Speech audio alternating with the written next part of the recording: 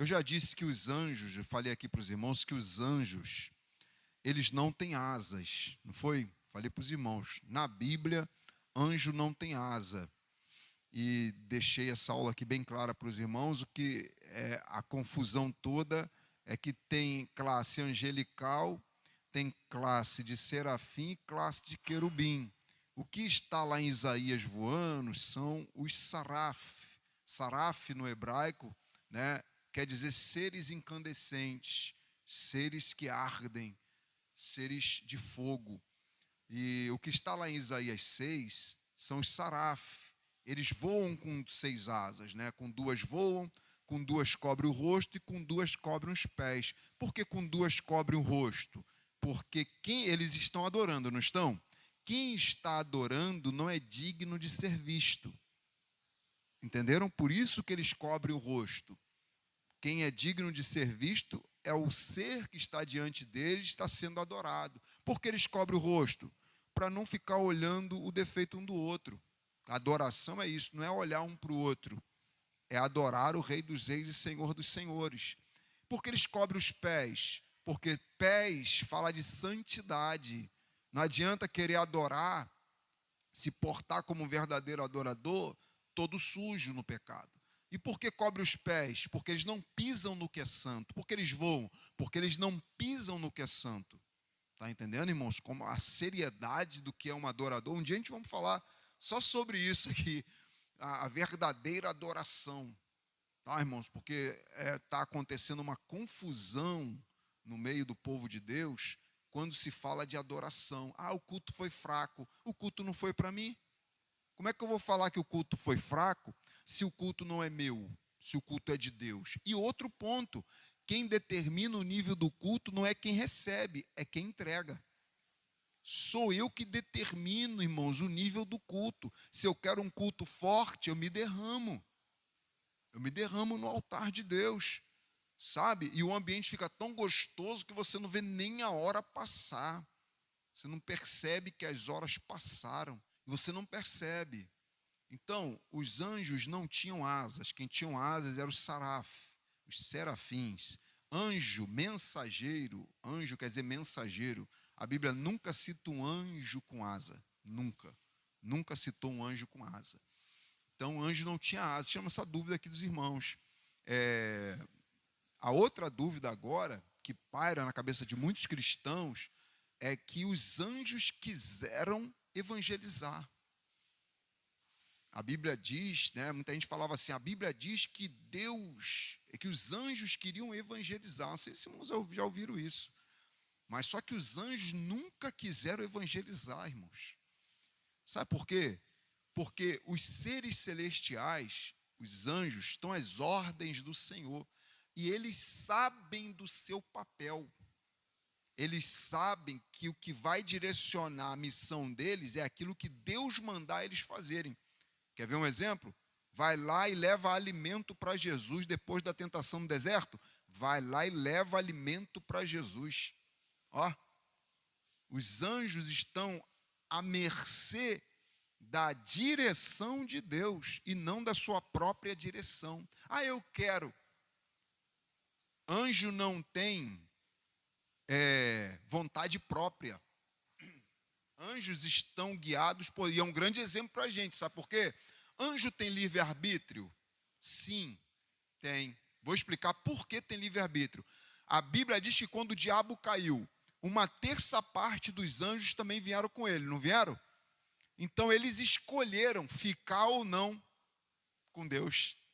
Até os anjos podem escolher servir ou não a Deus. Quer dizer o seguinte, irmão Johnny, que ninguém está servindo a Deus por obrigação, nem os anjos. Eita! Está entendendo? Por quê? Ou é por amor ou não é. Deus poderia te fazer nascer dando glória a Deus antes de você falar papai e mamãe. Poderia nos programar para a gente dar glória a Deus, servir a Ele sem direito de escolha. Antes da gente nascer, já ser programado para isso. Só que Deus entende que tudo que ele fez pela humanidade foi por amor, e tudo que o servo dele, a igreja, a humanidade, aquele que entregou a vida para Cristo, vai fazer para ele, se não for por amor, não serve. Se não for por amor, não presta. Até os anjos escolheram estar servindo a Deus hoje. Porque se eu digo que eles não têm livre-arbítrio, então por que uma terça parte dos anjos conseguiram largar Deus e seguir o diabo? Só para você ter uma noção, o poder de persuasão e de engano do maligno é tão grande que ele engana até anjo, irmãos. Por que é difícil enganar anjo? A Bíblia diz, ainda que um anjo do céu vos anuncie. Está entendendo? Por quê? Tem anjos decaídos que estão a serviço de Satanás para anunciar um outro evangelho. Por que é difícil enganar anjo? Porque eles estão num estado diferente do nosso. Nós estamos dentro do kairos, começo, meio e fim. Kairos é a palavra no grego que quer dizer tempo. Perdão, cronos. Kairos é o de Deus. Nosso é o cronos. Quando a gente é guiado pelo relógio. Quando der 10h30 tem que parar e beber. Está entendendo? Tudo é guiado pelo relógio. Nós estamos debaixo de um tempo. Qual é o estado que a gente está? A gente está dentro do cronos. Dentro do cronos tem começo, meio e fim. Dentro do cronos não tem como ir lá no passado, voltar no ontem. Não tem como. Agora, no estado em que os anjos estão, é no estado de eternidade.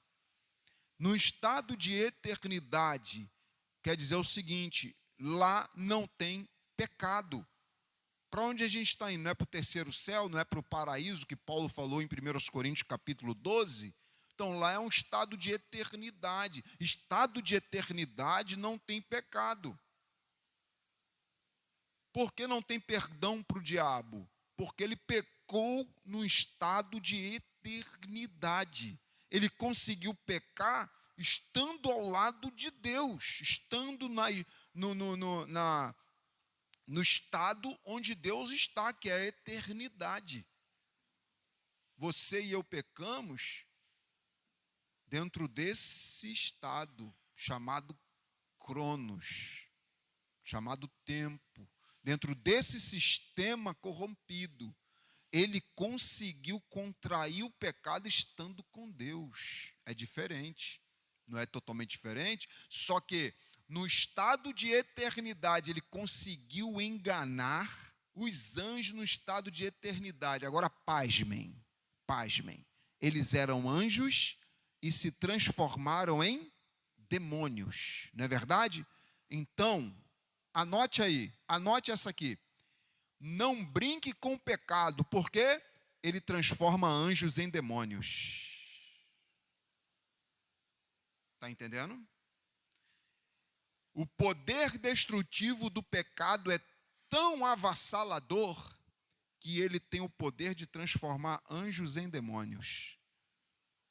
Pessoas boas em pessoas más. Pessoas que estão a serviço do reino de Deus, ele transforma essas pessoas em pessoas a serviço do reino das trevas. Alguém olha e fala assim, é ele? É ela? Aquela mulher de Deus? Aquele homem de Deus? É aquele pregador, é aquele professor, é aquela mulher de Deus que ajudava, que cooperava, que era pau para toda obra, que podia contar com ela para tudo. É ele mesmo, é ela mesmo.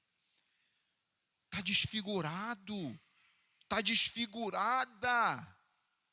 A vida está passando e ele não dá um passo mais em prol do evangelho. O que aconteceu? É o pecado. Então a gente cresceu ouvindo que os anjos queriam pregar. Os anjos, pai do seu meu pastor Alex, Vitória, os anjos não quiseram pregar. Quer ver? Vamos ver na Bíblia, 1 Pedro capítulo 1, versículo 10. Vamos no 10 primeiro, para a gente entender o contexto. Se a gente for procurar uma desculpa, tem um montão para a gente não vir para a IBD, não é verdade? Tem demandas, tem a tirania do urgente. E se você entrar no mundo de Marta, tu perde a aula. É igual nos dias de Maria e Marta. Marta foi para os pés de Jesus aprender. Maria foi para a cozinha. E aí, Marta está comendo já o alimento, ela ainda está preparando o alimento. Só que Maria já está comendo o alimento aos pés de Jesus.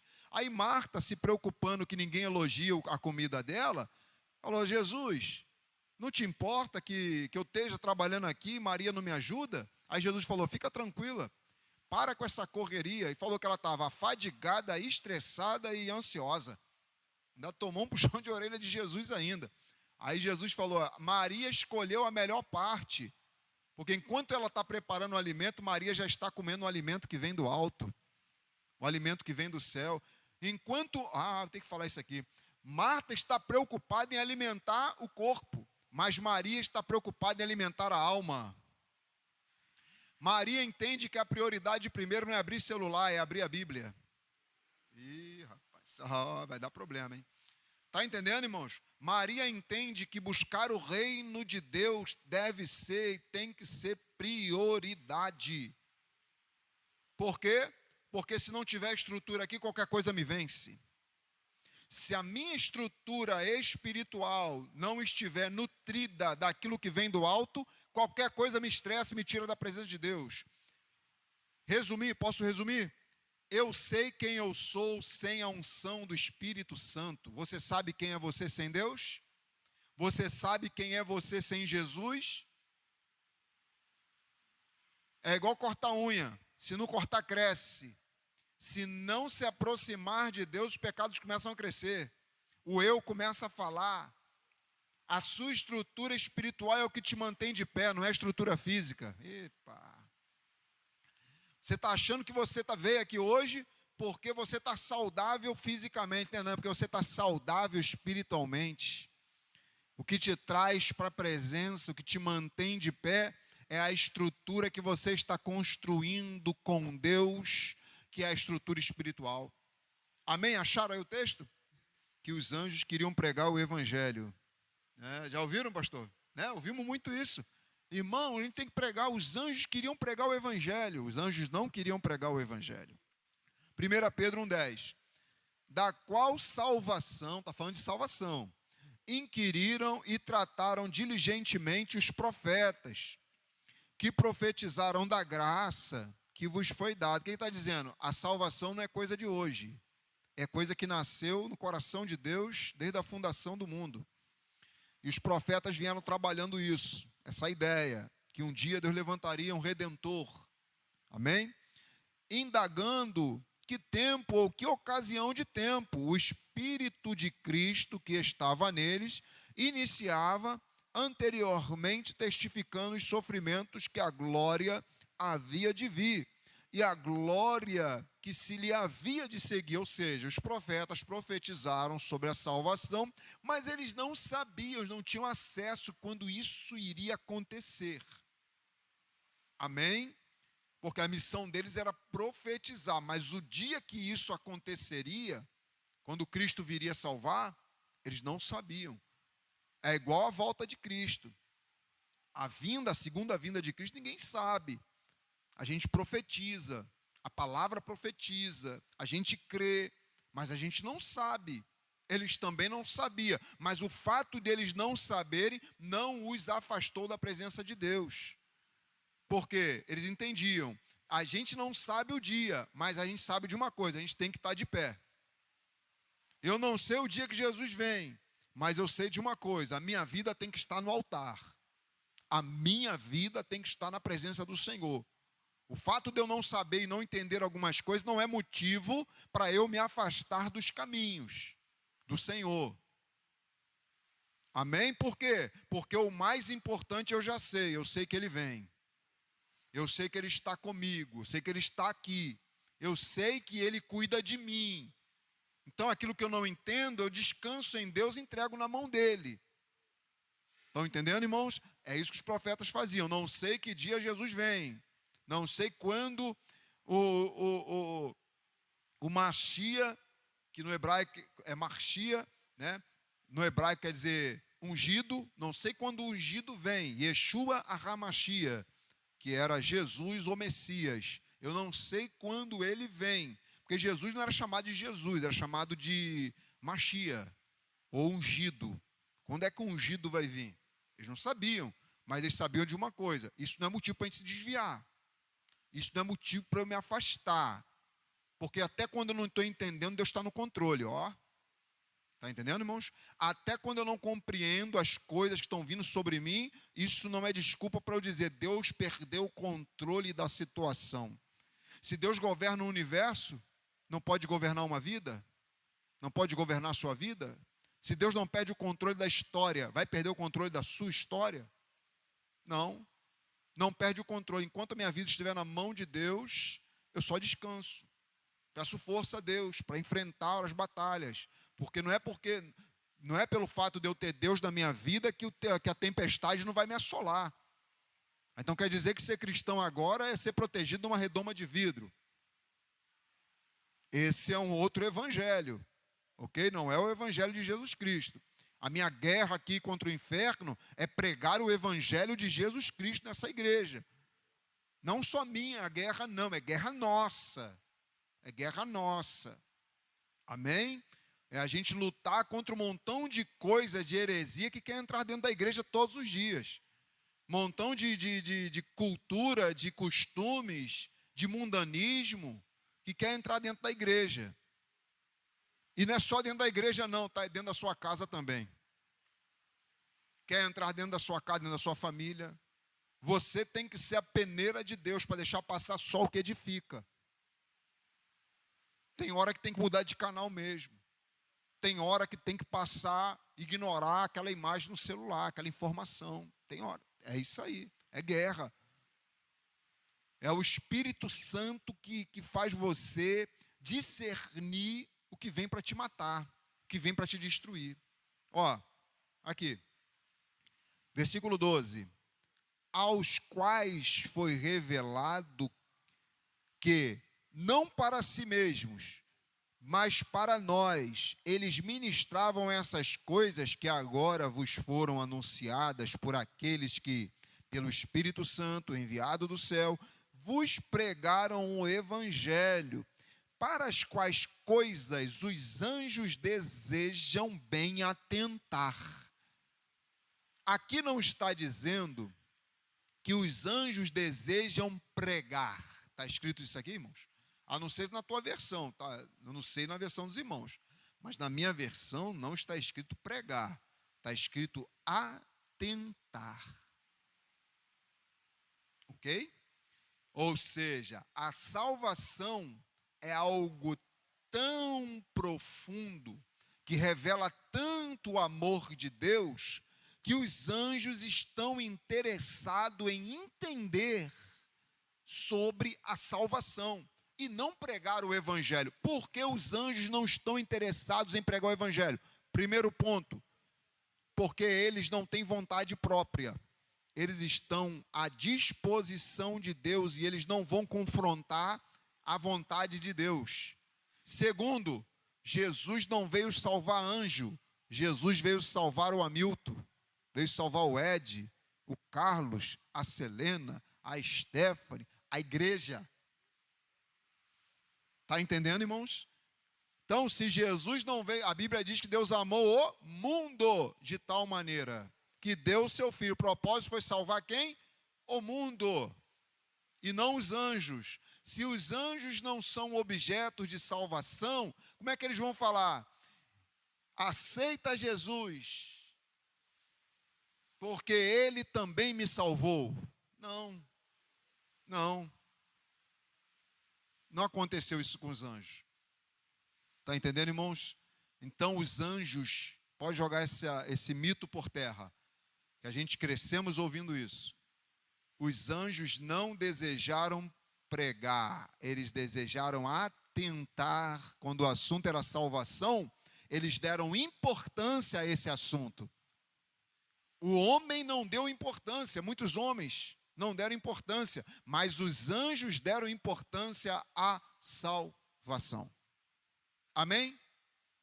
Mais uma dúvida tirada aqui na EBD. Já falei que anjo não tem asa, e agora eu falei que anjos não quiseram pregar o evangelho. quem tem que querer pregar o evangelho, salvação não é de interesse dos anjos, mas eles querem atentar. Salvação é do interesse dos homens, mas tem homens que não querem atentar. A salvação é algo tão importante que os anjos desejaram atentar para o assunto. Deram atenção para o assunto. Só que os homens que não entendem, não dão atenção para o assunto. Os anjos estão dizendo para a gente, estão pregando para a gente da seguinte forma, estão nos ensinando uma lição. A salvação é tão importante que a gente atentamos para esse assunto. É um assunto que movimentou o céu, só que não movimenta a terra de muita gente. Mas eu louvo a Deus, que não é todo mundo que deu as costas para a salvação. Um exemplo disso é sua presença aqui hoje. Amém? Então, esteja atento à salvação. Não perca o foco da salvação. Não perca o foco do céu. Porque isso, irmãos, é um assunto de muita importância. Sabe por que a salvação é de muita importância? Porque ela está definindo o seu futuro. E muito mais do que definir o seu futuro, ela define o seu destino. Então, olha só, uma coisa que define o meu destino é importante ou não é, irmãos? Sim ou não? Sim ou não? Opa, pensei que não era importante para você, eu sei que é. Está entendendo? Se define o meu destino, então, opa, calma aí. Não perco, não, igual Nabote. A vinha define o destino da família dele. Se vender, fica pobre. Se vender, vai ficar na dependência dos outros. Por quê? Se tratava de uma herança. Salvação também é herança. Herança. Salvação é herança? Por que a salvação é herança? Porque assim, geralmente a herança é passar de pai para filho, não é? O que o filho fez para conquistar aquela herança? Fez nada. Quem fez foi o pai. O que o filho tem que fazer? Só conservar. O que você fez para ser salvo? Você carregou cruz? Você venceu todas as propostas do diabo e não pecou, foi santo do começo ao fim? Não, quem fez isso foi Jesus. Nós só recebemos a herança. Não perca o foco do céu. Porque isso, irmãos, é um assunto de muita importância. Sabe por que a salvação é de muita importância? Porque ela está definindo o seu futuro. E muito mais do que definir o seu futuro, ela define o seu destino. Então, olha só, uma coisa que define o meu destino é importante ou não é, irmãos? Está entendendo? Se define o meu destino, então, opa, calma aí. Não perco, não, igual Nabote. A vinha define o destino da família dele. Se vender, fica pobre. Se vender, vai ficar na dependência dos outros. Por quê? Se tratava de uma herança. Salvação também é herança. Herança. Salvação é herança? Por que a salvação é herança? Porque assim, geralmente a herança é passar de pai para filho, não é? O que o filho fez para conquistar aquela herança? Fez nada. Quem fez foi o pai. O que o filho tem que fazer? Só conservar. O que você fez para ser salvo? Você carregou cruz? Você venceu todas as propostas do diabo e não pecou, foi santo do começo ao fim? Não, quem fez isso foi Jesus. Nós só recebemos a herança. O que temos que fazer agora, pastor? É administrar. É cuidar para manter a minha lamparina acesa. Porque o noivo vem. E eu preciso estar ligado nessa terra apagada, nesse mundo de escuridão. Aí Nabote falou, não dou, não vendo e não troco. E detalhe, também nem negocio. Olha só, olha o nível. Salvação não se dá, salvação não se vende, salvação não se troca, salvação não se negocia, salvação não se empresta.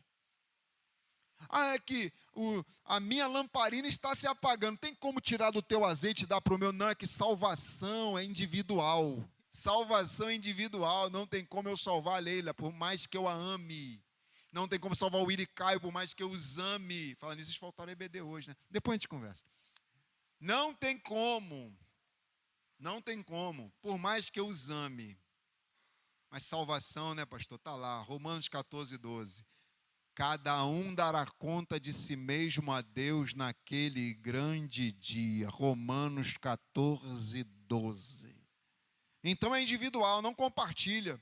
O que eu posso fazer é o seguinte, é promover um ambiente onde você possa crescer na fé a ponto de defender a sua salvação, de lutar pela sua salvação. Se esse valor, se a grandeza da salvação não despertar em você que ela deve ser protegida, com certeza você vai dar de mão beijada. Sabe por quê?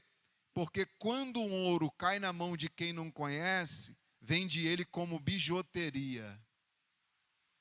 Porque a pessoa não conhece o valor, né, Ed? Chega assim, ó, me dá R$100 aí. Mas, rapaz, valia R$10.000. Na mão do... Porque só tem valor na mão do ourives. Quem conhece a salvação não dá ela, não vende, não troca, porque sabe o valor dela. É igual ser humano. Está na mão do diabo, não vale nada. Está na mão do diabo, não presta para nada. Agora coloca na mão do ourives. Coloca na mão de Deus. Deus sabe o teu real valor. O ser humano para Deus vale tanto que até a vida do filho dele foi dada na cruz. De tão alto que é o valor de um ser humano. Só para você ter uma noção do que você vale para Deus. Deus movimentou céu, movimentou terra e enviou Jesus. Eu não vou falar assim, eu não sei nem por que eu estou falando isso. Eu sei porque eu estou falando, não estou ficando maluco. Ô, amor, me traz uma água aí, por favor. Quando você traz água para mim, parece que ela é aquela água da mina, aquela que salutar. Ah, já está com a água na mão? É por isso que eu pedi a mão dela em casamento, irmão. A mão dela trabalha que é uma maravilha, pastor. Não para, fizemos 24 anos agora, de segunda-feira, né? Me deu uma facada de R$500 no shopping. Traz água aí, por favor.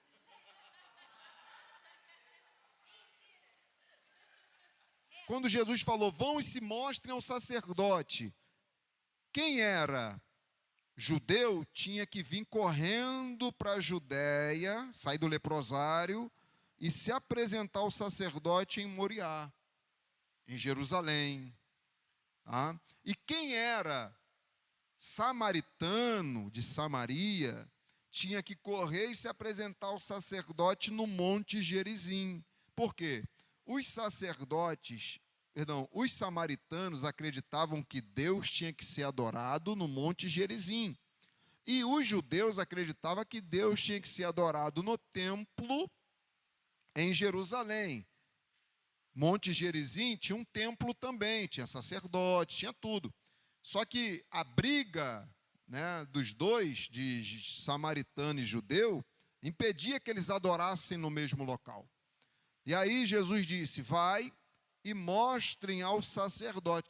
Quando Jesus diz, se mostrem ao sacerdote, eles ainda estão leprosos. Era um ato de fé, que a cura aconteceria na caminhada. Está entendendo? Eles estão indo para a igreja, mesmo precisando de estar curado. Estão indo para a igreja, não 100%, mas estão indo. Tem gente que fala assim, eu só vou para a igreja quando eu estiver totalmente liberto. Só que igreja é hospital para muita gente, irmãos. É aqui que a gente aprende a ser curado. É aqui que a gente aprende a caminhar do jeito que Jesus quer. Está entendendo? Não existe ninguém forte, firme, longe da igreja. Eu não conheço, irmãos. Eu não conheço. E aí eles não estão curados ainda. Eles vão ser curados na caminhada. tem fé para dar o primeiro passo? Aí eu falei, Jesus não prometeu cura para eles. Jesus falou, vai e mostra ao sacerdote. Por quê? Nada iria acontecer enquanto eles não dessem o primeiro passo. E tem atitudes que Deus quer tomar e não toma porque a gente não deu o primeiro passo ainda. Porque a gente não se decidiu mesmo o que a gente quer. A gente não está decidido em largar o que nos atrapalha diante de Deus. Deus está só esperando uma atitude nossa para criar um mover do céu em nosso favor. Porque às vezes a gente acha que tudo depende do céu, tudo depende de Deus, só que não. Deus está esperando uma atitude nossa. Como é que você vai se apresentar nesse deserto? Como é que você vai se apresentar nessa Babilônia? Tomando atitudes a favor do reino de Deus. A questão não é novidade para a gente saber que Deus é por nós. Agora, você é por Ele? Na Babilônia, Daniel falou, colocou no coração, eu não vou me contaminar. Olha a atitude de Daniel. A atitude de Daniel criou um mover no céu em favor dele. Olha a atitude de Estevão, não vou me desviar apesar das pedradas que eu estou recebendo aqui. Aí o que aconteceu? O céu se abriu, Jesus de pé, fortalecendo ele. Então são atitudes que a gente toma aqui, que o céu está só esperando uma atitude nossa para se movimentar. É por isso que Jesus não promete cura para os 10 leprosos. Ok? Já que Jesus não promete cura, por quê? Porque é através da obediência deles que alguma coisa vai acontecer. Eu estou disposto a obedecer a voz de Deus, porque eles estão obedecendo o quê? A voz, a palavra de Deus. E já que eles estão obedecendo a palavra de Deus, o efeito da obediência é o quê? A cura. Qual é o primeiro efeito da obediência? A cura. Tem gente que não foi curada porque tem dificuldade de ouvir a voz de Deus e obedecer a voz de Deus. A questão não é informação, é transformação. Não adianta aprender muito e não praticar nada. Eles estão ouvindo uma vez só. Jesus não precisou falar 2 vezes. Vão, se apresente ao sacerdote. Vai, se apresente. Vai, se apresente. Vai, se apresente. Vai. Na primeira, eles já obedeceram. Olha só que legal. Na primeira vez, Jesus não precisou falar. E a Bíblia diz que, havendo Deus falado muitas vezes, de várias maneiras, através do profeta, porque o que não falta é a voz de Deus nos direcionando pela palavra.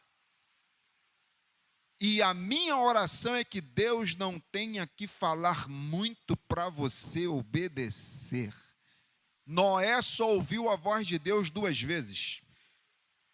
Quantas vezes? Ouviu a voz de Deus 2 vezes e obedeceu 100 anos. Porque a construção da arca durou 100 anos. Noé tinha 500 anos quando começou a construir a arca. E quando a arca terminou, no ano 600.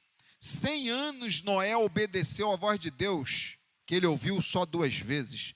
Abraão ouviu uma vez só a voz de Deus. E essa uma vez só que ele ouviu a voz de Deus, foi necessária, foi suficiente para ele sair da terra dele e nunca mais voltar para onde Deus tinha tirado. Não é obedecer à voz do seu pensamento, não é obedecer à voz do maligno, é obedecer à voz de Deus. Por isso que Apocalipse diz: aquele que tem ouvidos, ouça. Porque tem gente que escuta, mas tem gente que ouve a palavra do Senhor. Ouvir é dar crédito, é obedecer, é colocar em prática. Tem que dizer não para você todos os dias, porque senão a tua voz vai querer falar mais alto que a voz de Deus dentro de você. Tem que ser salmista mesmo e dizer no Salmo 42, se eu não me engano: por que te abates, ó minha alma, dentro de mim? Ele está dando um puxão de orelha nele mesmo. Para. Puxa a orelha, é o Hamilton puxando a orelha do Hamilton.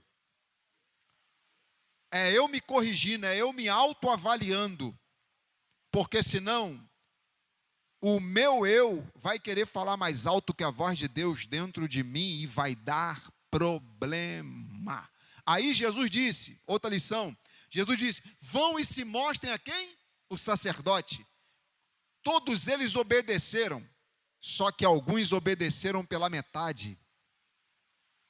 A maioria obedeceu pela metade. Por quê?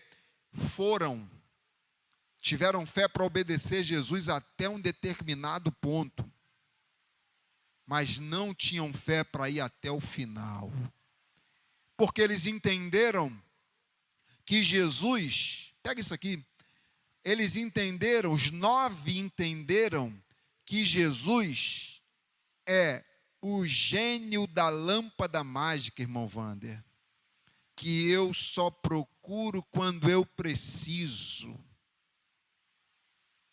Ok?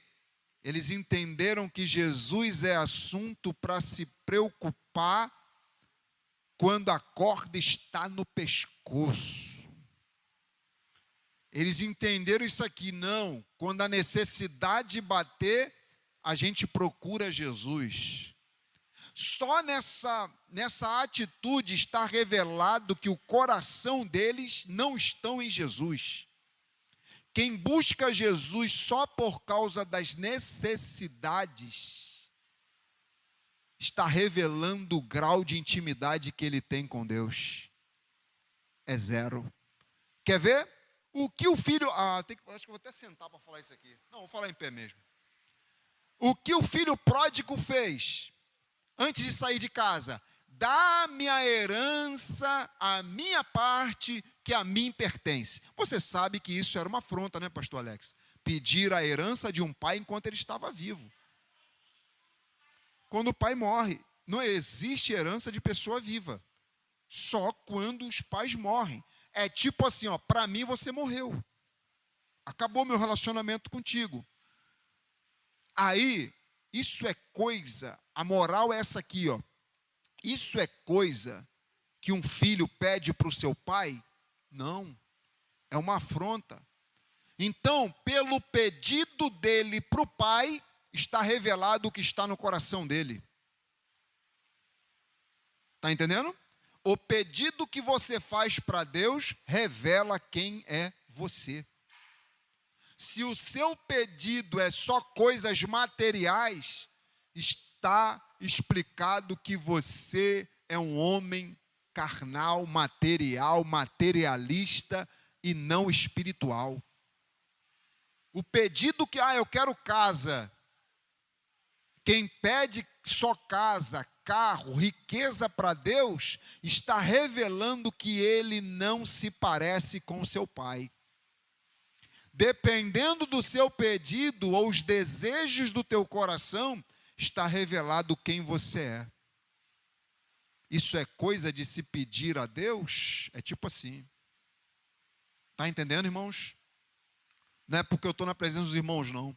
Mas a minha oração é pedir, pedir e adorar.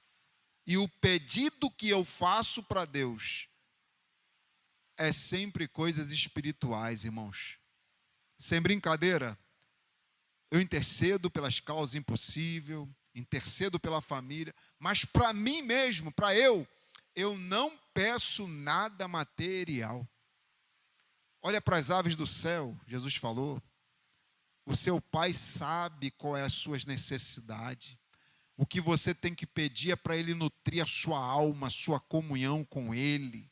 Deixar você um cristão inabalável, um cristão de fé casca grossa, que não se desvia por nada nesse mundo. Porque se tem uma coisa mais importante para você pedir a Deus, é o lado espiritual.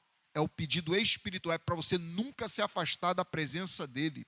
Porque tudo que Ele possa te dar de material, toda matéria tem um fim. Toda matéria. Isso aqui um dia não vai servir mais.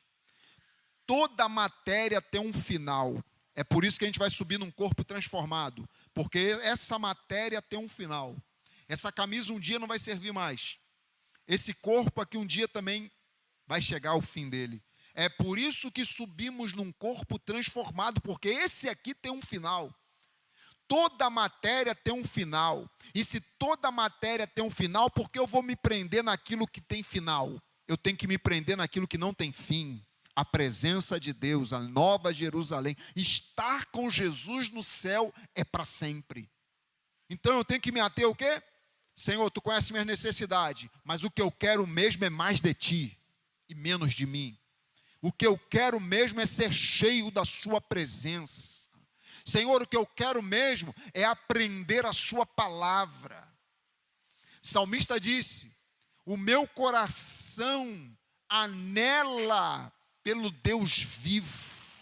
Quando entrarei e me apresentarei diante de ti.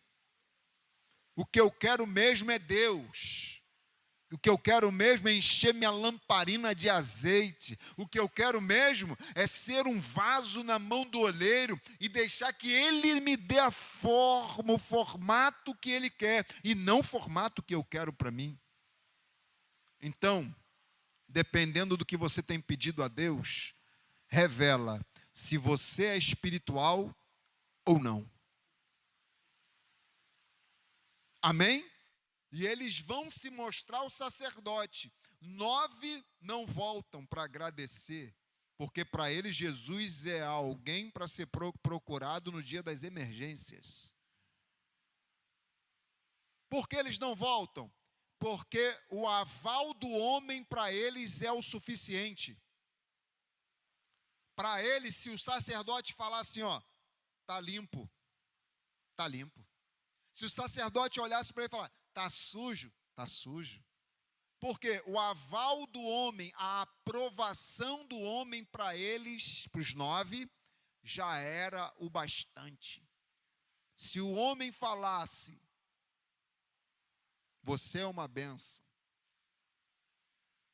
eles estariam satisfeitos. Eles preferem estar bem com o homem do que estar bem com Jesus. Está entendendo? Os homens tem coisas que os homens estão aprovando na terra e que Deus está reprovando no céu. Então a ideia não é ficar bem diante dos homens, é ficar bem diante de Deus. A ideia não é os homens aprovarem, é Deus aprovar. Sabe por quê? No dia de Estevão os homens estão reprovando, mas o céu está aberto, aprovando a atitude de Estevão aqui embaixo. Paulo diz, Gálatas 1:10, porque persuado eu a homens, ou tento agradar os homens? Se eu estivesse tentando agradar os homens, eu não serviria para ser chamado servo de Jesus Cristo. A palavra servo que Paulo usa ali em Gálatas 1:10,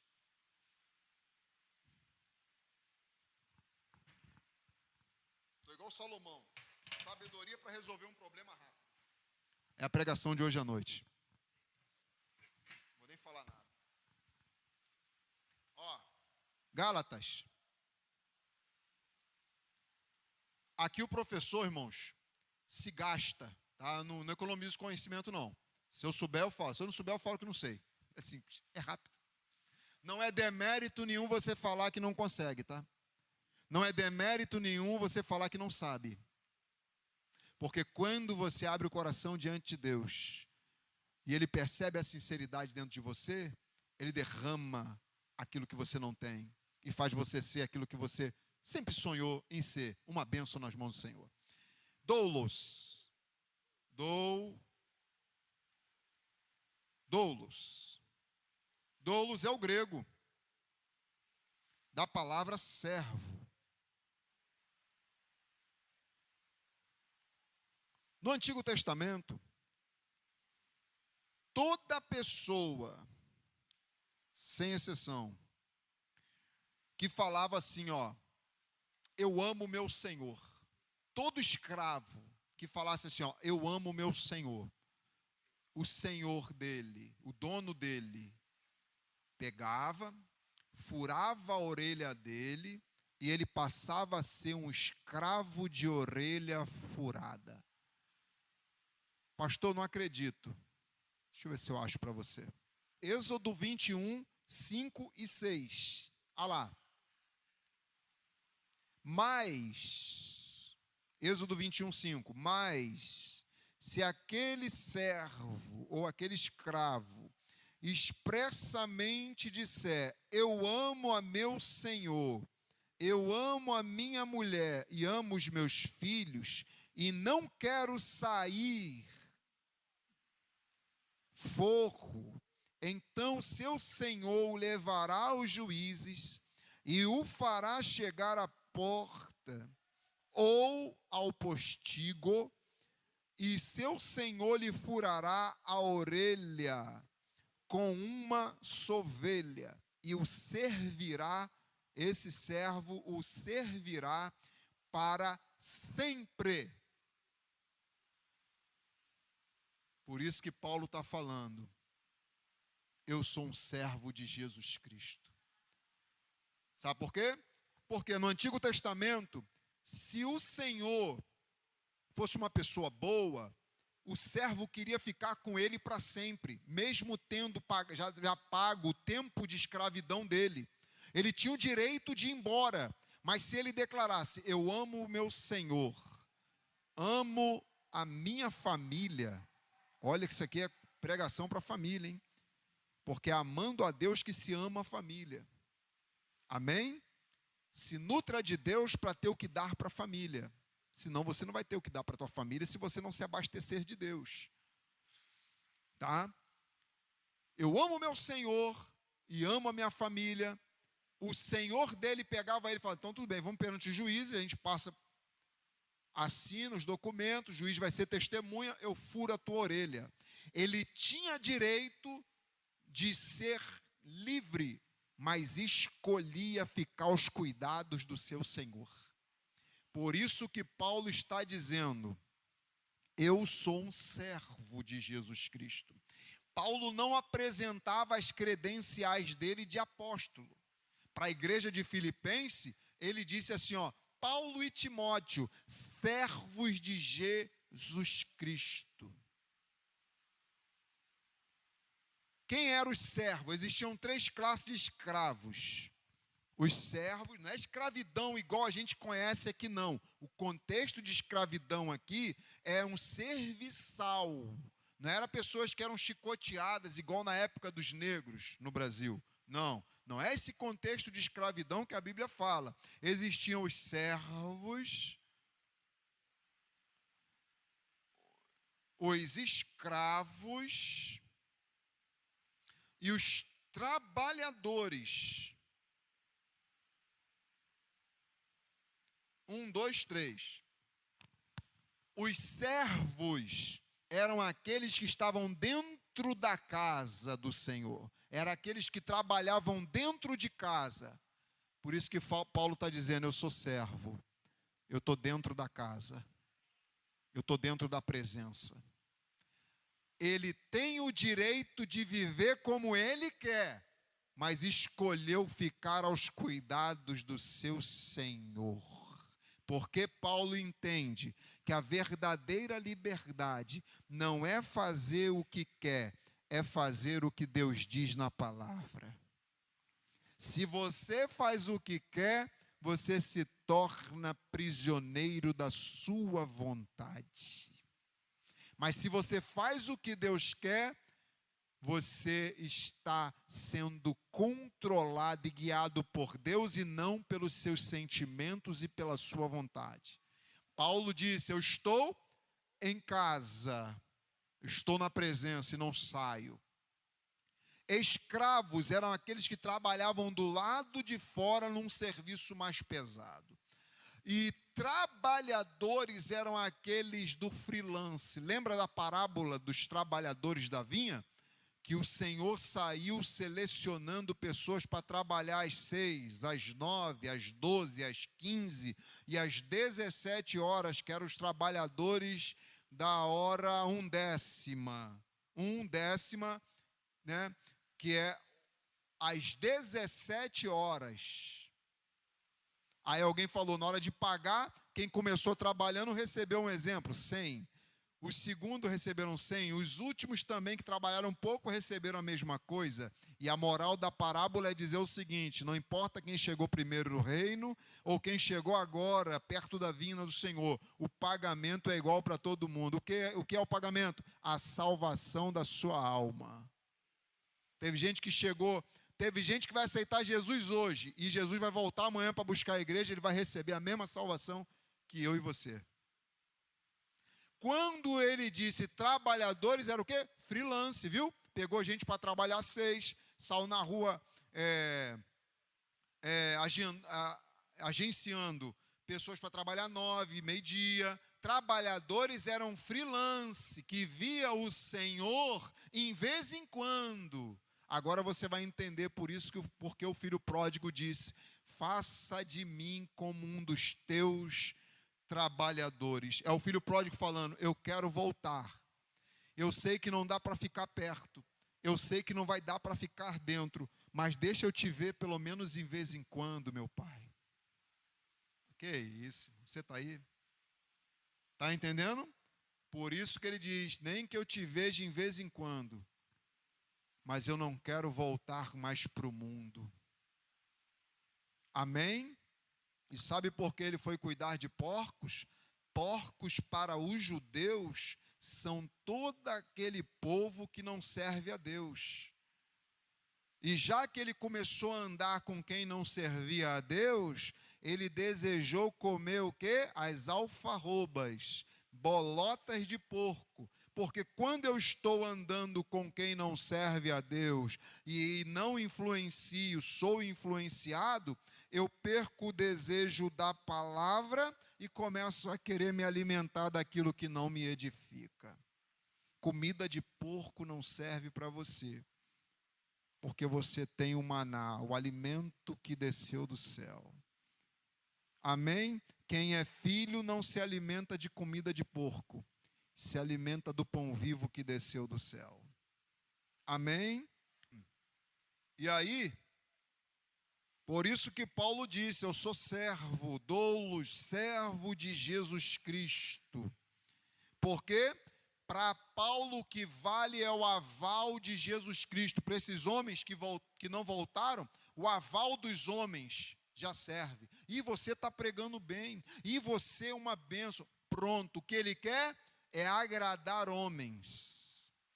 Porque a intenção de quem quer agradar homens não é fazer para Deus, é fazer para si próprio.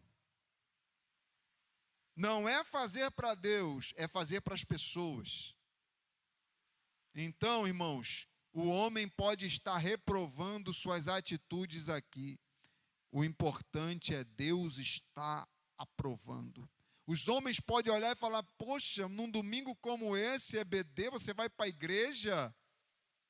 Os homens podem reprovar sua atitude aqui, mas o que importa é o que Deus pensa a respeito de você. Amém? Ok? E eles então decidem se apresentar e ficar bem na fita com os homens. Mas aquele que voltou entendeu o seguinte, olha aqui, estou terminando, primeira vez, faltam 3, são 3, né? Primeira vez. O que voltou pensou assim, se quando eu estava longe de Jesus, porque eu falei aqui semana passada que todo leproso precisava ficar 50 passos de distância de alguém. Se o irmão Carlos, o irmão Wander estivesse lá e eu leproso, eu tinha que contar mais ou menos 50 passos e manter a distância. porque a lepra distancia. O pecado te distancia de Deus e do próximo. Está entendendo? Se a dor do próximo não dói em você, é porque você não está orando 3 vezes por dia e não está lendo Bíblia. Tenho certeza. Certeza. Se você vê alguém caído na rua e fala, também? Não ouve ninguém? Também? Só quer vida boa? Se não doer em você, tem alguma coisa errada. Irmãos, eu sempre falo aqui o seguinte, eu vou exigir o nível que a Bíblia exige da gente. Aqui eu não passo mão não, tá? Eu vou exigir o que a Bíblia exige da gente. A Bíblia exige um nível máximo, porque Deus investiu, daqui a pouco eu vou falar sobre isso, Deus investiu 100% em você. A Bíblia quer o nível que ela espera de você. Deus tem uma expectativa de que teu nível vai ser, ainda que você não consiga, mas o propósito é ser. É isso, não consegui hoje, mas não quer dizer que eu não vou conseguir amanhã. Eu vou ser mais perseverante do que as minhas vontades, minhas fraquezas e o inferno. Porque o inferno não pode ser mais perseverante do que você. Então, aquele que voltou entendeu, peraí, olha aqui, pega isso aqui. Se distante eu senti a presença, imagine agora se eu chegar perto dele. Se quando eu estava no mundo, eu ouvia um louvor e sentia a presença de Deus, imagine agora que eu estou na presença dele. O que voltou, imaginou isso. Se na distância servir a ele foi bom, imagine agora que eu estou perto dele.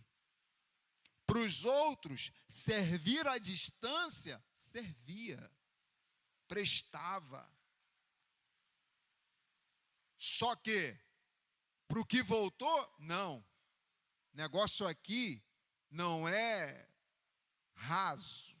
O negócio aqui, eu entendi, é profundidade. Por que ele entende que é profundidade? Porque Jesus foi ao encontro deles primeiro.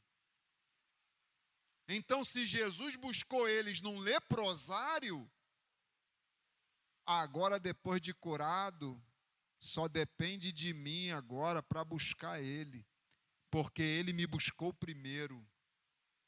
Quem busca primeiro quem? É Jesus. É sempre o céu que dá um passo na nossa direção primeiro. O que eu preciso fazer? Seguir o exemplo do céu. Jesus me buscou, eu vou buscar ele também. Jesus me amou primeiro, a Bíblia diz que Jesus nos amou primeiro. Então eu vou amá-lo também. Irmãos, isso é treinamento. Amar a Deus é treinamento. É treinar. Não deu? Tenta de novo, vai treinando. Vai lendo Bíblia, vai orando e vai tentando colocar em prática aquilo que você já sabe. Até você conseguir amar a Deus a tal ponto de que nada e inferno nenhum te tire da presença dele. A distância determina o tamanho do seu Deus. Poxa, pastor, mas isso aí é verdade. Se você olhar para aquela montanha lá, você consegue colocá-la no teu dedo assim, ó. Não consegue? A Serra de Madureira ali, ó. Ó, eu coloco ela aqui no meu dedo. Fica entre os meus dedos. Porque o tamanho dela passa a ser isso aqui para mim. Por causa de quê? Por causa da distância que eu estou daquela serra. Então a distância determina o tamanho. Não é que Deus é pequeno, é que eu estou distante dele.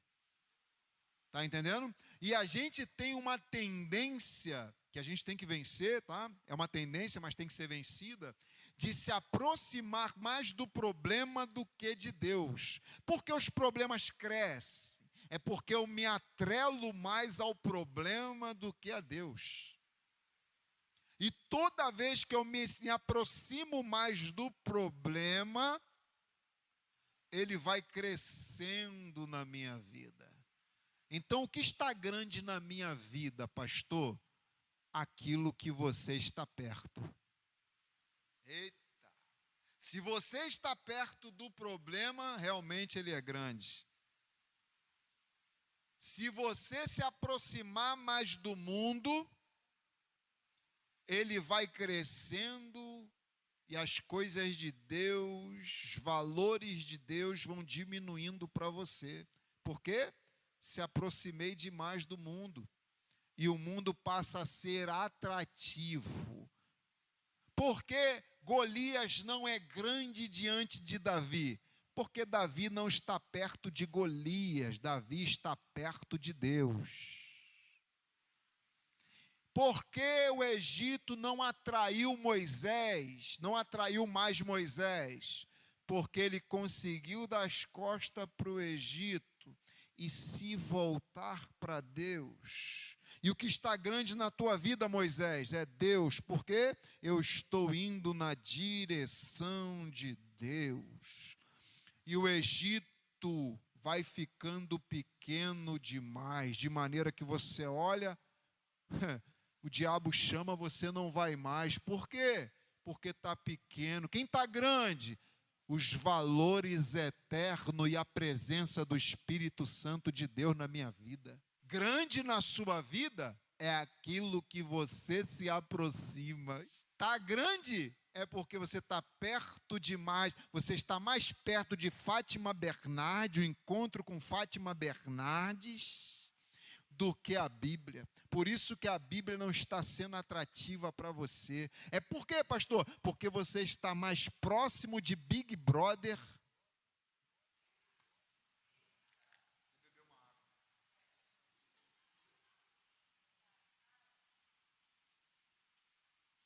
E tem crente pagando para assistir em pay-per-view, é isso? Pay-per-view? É pay-per-view o nome? Pay-per-view. Para assistir em pay-per-view. Pay-per-view é 24 horas de Big Brother por dia.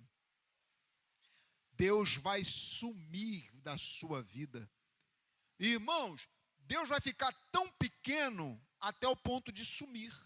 Aí você fala, não quero mais ir para a igreja.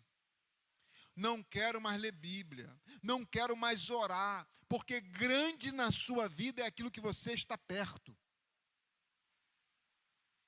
É aquilo que você se aproxima. Amém? Tranquilo?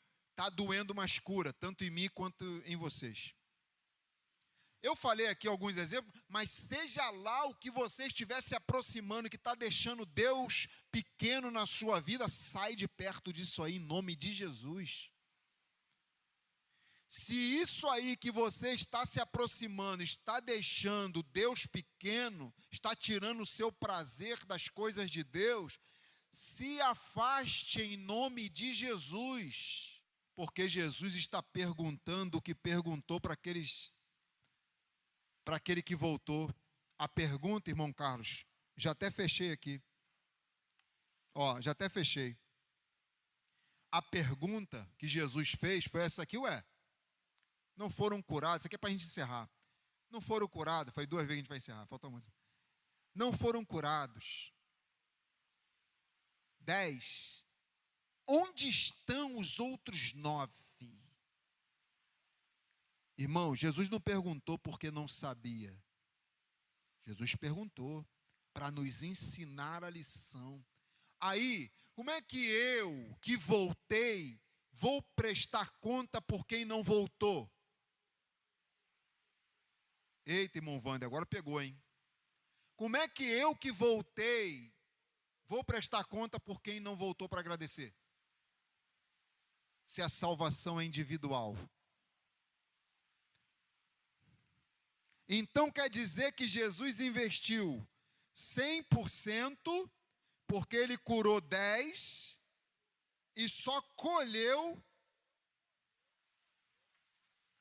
1%. Então quer dizer que Jesus cura 10, investe 10 e colhe 1. Então quer dizer que o investimento foi 100%.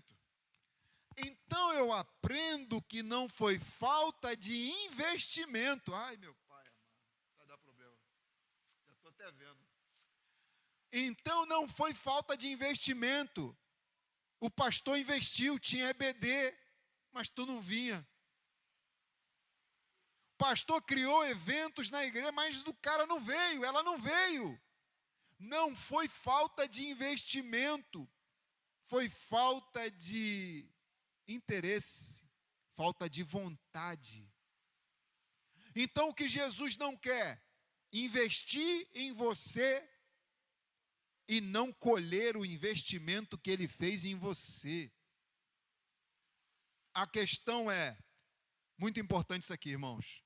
Se o céu investe em você, significa que você pode. Significa que você consegue. Se Jesus investiu em você, é porque você pode dar retorno. Aleluia. Então, em nome de Jesus, eu vou responder à altura do investimento que Jesus fez em mim. Porque ele não investiu para eu ser um leproso. Que isso? Jesus não investiu em mim para eu não dar o retorno que ele espera. Sabe por quê? É Jesus dizendo o seguinte: eu giro expectativas de que você vai ser uma bênção. Aí Jesus pergunta para a gente nessa manhã: vai responder minhas expectativas ou vai frustrar as minhas expectativas? A ideia não é responder às expectativas. A ideia é superar expectativas. A ideia é ir além do que se espera de você. Aí eu vou ter que entrar. Vai dar problema, mas eu tenho que entrar. Seu cônjuge espera de você. Vai responder às expectativas ou vai decepcionar? Seus pais esperam de você, né, William? Vai responder à expectativa ou vai decepcionar? Está entendendo, irmãos? Está entendendo o mistério? Seu pastor espera de você, vai ficar na margem ou vai mergulhar no rio? E detalhe, já que eu ministro, espero, invisto expectativas em você, eu faço de tudo para que você não decepcione. Como pastor, eu procuro ser uma bênção na sua vida. Amém, irmãos? Vai voltar, se voltar para as expectativas de Deus, ou vai decepcionar? Porque não adianta só começar bem. Irmãos, todos nós começamos bem. Irmão Carlos, todos eles começaram bem, não foi, irmão Carlos? Todos eles começaram, irmão Vande, que benção aqui. Vão ser presentes, sacerdote? Ó, que maravilha, todo mundo foi. Todo mundo obedeceu. Só que a ideia não é começar bem, irmão Wander, é terminar melhor ainda. Todos começaram, irmão Ed, todos começaram bem. Todos começaram vindo para a EBD. E sabe o que eu louvo a Deus aqui nessa igreja? É que a EBD começou bem e continua bem, reparou? Continua. Porque a ideia, irmãos, não é começar, é igual casamento. Todo casamento começa bem. Já viu algum casamento começar ruim? Não, o teu começou ruim? O meu não, o meu começou bem. Todo casamento começa bem. Meu amor, te amo. Ó, irmãos, cavalheirismo, romantismo. Por quê? Porque ninguém se deparou com problema nenhum ainda. Calma. Os problemas ainda vão vir. É igual caminhar com Jesus. Que maravilha! Senti a presença de Deus. Aceitei Jesus e tudo no culto. Só que depois do portão para fora, se inicia uma guerra. No casamento é diferente, é do portão para dentro. Se inicia uma batalha. Amém? Mas não é uma batalha, Arthur, de Arthur contra Hannah e Hannah contra Arthur. Não é uma batalha de um contra o outro. É uma batalha do casal contra os problemas. Então, irmãos, a ideia não é começar bem, é enfrentar os desafios e terminar melhor. Por quê, pastor? Para isso Deus já te fortaleceu com a armadura do Espírito, para você não voltar de onde Ele te tirou. Aplauda ao Senhor.